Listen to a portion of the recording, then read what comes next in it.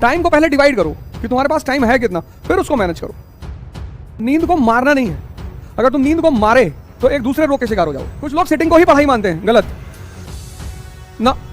सिर्फ सेटिंग पढ़ाई नहीं है, इसलिए कुछ लोग बैठे ही रह जाते हैं 12 घंटा 15 घंटा, माइनस में जा रहे हैं। यही हाल तुम्हारा पढ़ाई के साथ होता है। किताब तो खुली होती है, तुम बका भी रहे होते हो, पर कुछ जान नहीं रहा होता है। C+C ये बड़ा प्यारा फॉर्मूला है मन का, कि तुमको याद ही नहीं रहेगा कब दिन हो रही, कब रात हो रही, कब क्या हो रहा है। बहुत स्मूथली, बहुत स्मार्टली, आराम से चलो अपने आप को डेवलप करते हुए।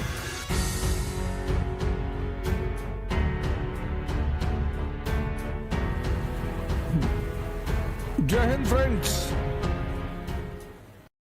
चलो बताओ, कोई सवाल पूछो, तब आगे उस पर डिस्कस करेंगे। बैठो, आराम से बैठ के पूछो, कोई बात नहीं। टाइम क्या तुम वो कर रही हो, ग्रेजुएशन कर रही हो, सेकंड ईयर है, यूनिवर्सिटी जाती हो? हमारे टाइम में तो कोई जाता नहीं था। अब सेंट्रल हो गई है तो अटेंडेंस लगती होगी। नहीं, अटेंडेंस तब भी लगती थी। कितने घंटे क्लास करती हो? 14 घंटे को बैलेंस करना है, 14 आवर्स। तुम्हारे पास सिर्फ 14 आवर्स होते हैं, इस 14 आवर्स का इस्तेमाल करना होता है। 10 घंटे में तुम्हारा सोना है, यहां तुम जो कर लो, मतलब नींद है तुम्हारी, स्लीप है, इसी में तुम्हारा एसेसरीज है, वॉशरूम जाना है, नहाना है, वगैरह वगैरह, और योगा है, मेडिटेशन है, ये सब तुम्हारा इस 10 घंटे में। जितनी स्लीप कम कर लोगे, मान लो 6 घंटे की स्लीप कर लिए, पर 6 घंटे डीप स्लीप। नींद को मारना नहीं है। अगर तुम नींद को मारे तो एक दूसरे रोग के शिकार हो जाओगे। नींद ना आना भी एक रोग है। कुछ लोग क्या करते हैं, कुछ चीजों को मारना शुरू करते हैं। मारना नहीं है, डीप करना है, डीप। डीप स्लीप कब आती है? 9 बजे से 1 बजे तक। लेकिन 9 बजे कोई सोता ही नहीं, लोग 12-1 बजे तक जग रहे हैं, उसके बाद नींद आती नहीं। गांवों में पहले लोग अंधेरा होते सो नहीं जाते थे, तो एक नई बीमारी पैदा हो गई अब लोगों को, नींद ना आने की। आती, लोग अब थक जाते हैं, टूट जाते हैं तो सो जाते हैं, लेकिन नींद नहीं आ रही है। तो तुम इसको 14 घंटे मान लो, 10 घंटे हमने मान लिया तुम्हारी 7 घंटे की स्लीप है और 3 घंटा तुम्हारी एसेसरीज। अब ये 14 घंटा बचा तुम्हारे पास। इस 14 घंटे में तुम्हारे पास, अगर तुम यूनिवर्सिटी जाते हो तो 4 घंटे मान लो, 3 4 तो 4, फिर उसका तुम्हारे पास 10 घंटे बचे हैं।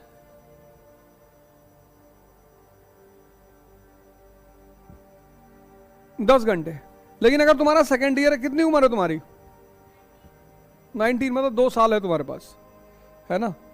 तो अगर इस फेज को तुम अगर मैनेज कर लेती हो, क्या क्या सब्जेक्ट हैं तुम्हारे? और लास्ट ईयर में क्या रखोगी? मेडिकल और PSIR, ठीक है।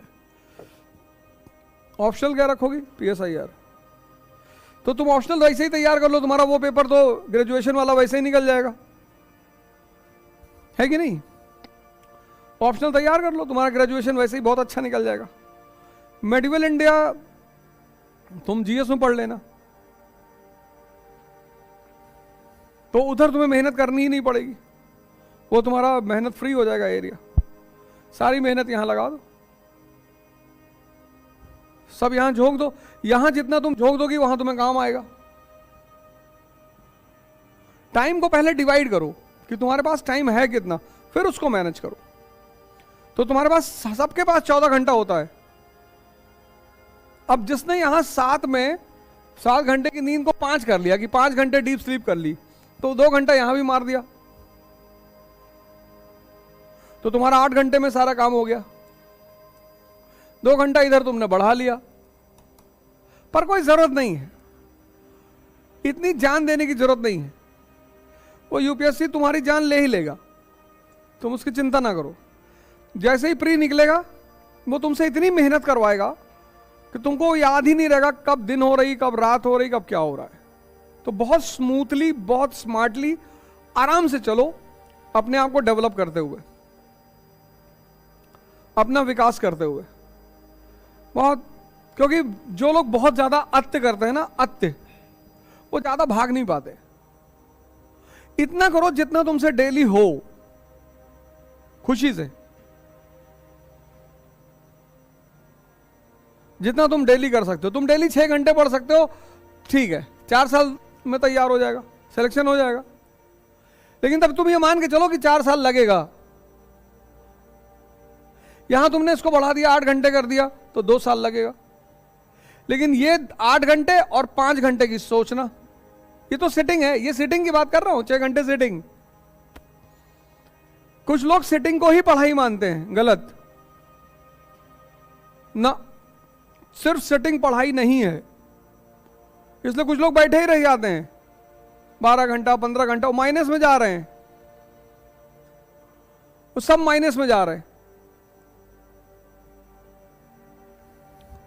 सिटिंग 6 घंटे की, तो डाइजेशन 6 घंटे की,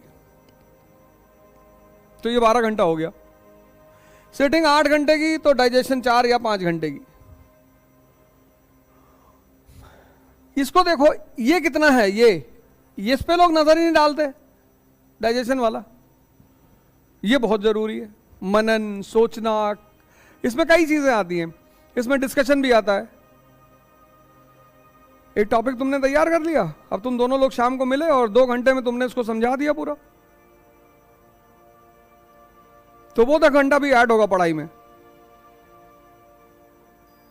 ये जो है सोचने वाला राउंड, इसमें कई चीजें आती हैं, सोचना आता है, कैलकुलेशन आता है, डिस्कशन आता है, लिखना आता है, ये सब आता है, पर वो डेडिकेटेड पढ़ाई को ही रहता है।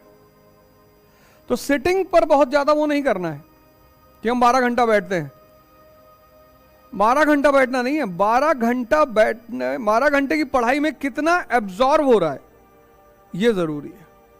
जैसे कुछ लोग भजन करते हैं, ध्यान करते हैं, 4-4 घंटे बैठे हैं, लेकिन यहां पर्दा ऑन है, बैठे तो हैं 4 घंटे, पर कुछ डेवलप नहीं हो रहा है, कुछ ग्रोथ नहीं हो रही है, तो उसका कोई फायदा नहीं।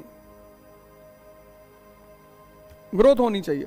और मन का एक नेचर है, वो तुम आज देख लो, C+C, ये बड़ा प्यारा फॉर्मूला है मन का। जब तुम कोई काम शुरू करते हो, जैसे मान लो साइकिल चलाना तुमने सीखना शुरू किया,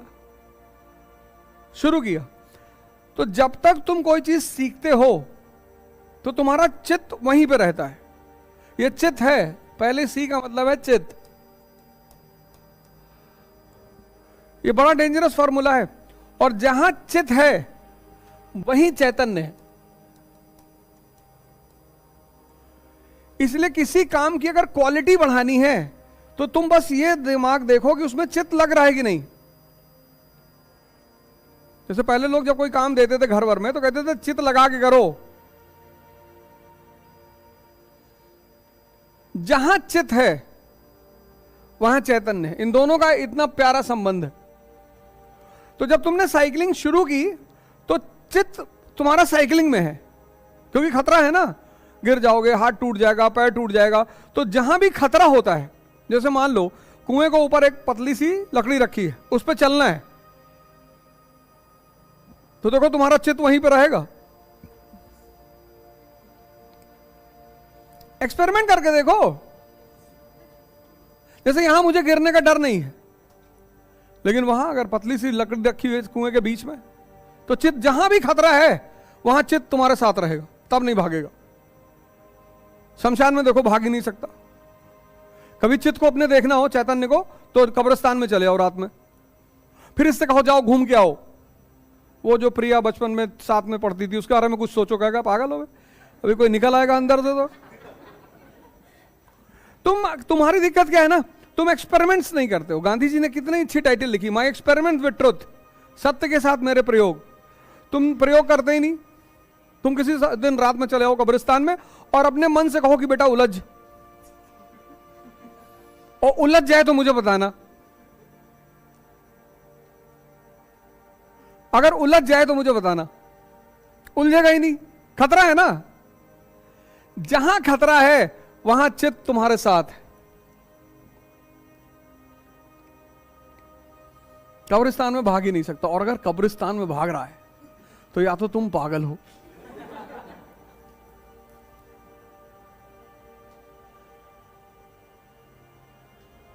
नहीं भागेगा। रात में जाओ 2 बजे, इतनी कहानियां हैं कब्रिस्तान की। तो लेकिन जैसे ही तुमने, अब देखो एक बात, जैसे ही तुमने साइकिलिंग सीख ली, जब सीख रहे थे तो बड़े अटेंटिव थे, जब सीख ली, साइकिल चलाना आ गया, अब नहीं गिरते, तब साइकिल चल रही है, चित कहीं और है। लेके गए, खोस दिए ट्रक में। लोगों ने कहा इतना बड़ा ट्रक, कहे भैया पता नहीं दिमाग कहां था, कहते नहीं लोग। यही ध्यान है। जब तक सीखे तब तक तो साथ में था, क्योंकि जहां खतरा है वहां वो भागेगा नहीं। लेकिन जिस दिन तुमने सीख लिया, उस दिन साइकिल तो चल रही है, कि कहीं और है। यही हाल तुम्हारा पढ़ाई के साथ होता है। किताब तो खुली होती है, तुम बका भी रहे होते हो, पर कुछ जा नहीं रहा होता है अंदर। यह तुम्हारी सबसे बड़ी दिक्कत है, और उस पर तुम फोन ले आए हो। इतनी बड़ी दिक्कत के साथ तुम फोन ले आए हो, उसको बगल में रखे हो।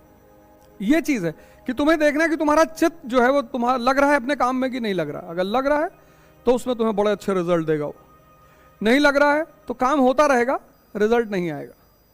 इकरा IAS के साथ अब युवा पकड़ेगा यूपीएससी में बेहतर प्रिपरेशन की रफ्तार, क्योंकि इकरा IAS लाए हैं यूपीएससी CSC 2024 के लिए ऑनलाइन और ऑफलाइन बैचेस, जिसके लिए आएंगे दिल्ली से एक्सक्लूसिव झा सर, ओझा सर, संजय सर, रबानी सर और शेखर सर जैसे 20 साल के experienced faculties. Join our new offline batch for NCERT Basics and GS Pre-Com Mains at Ikra IAS Kanpur. Starts from 4th March. You can also join our new online batch at ikraias.com.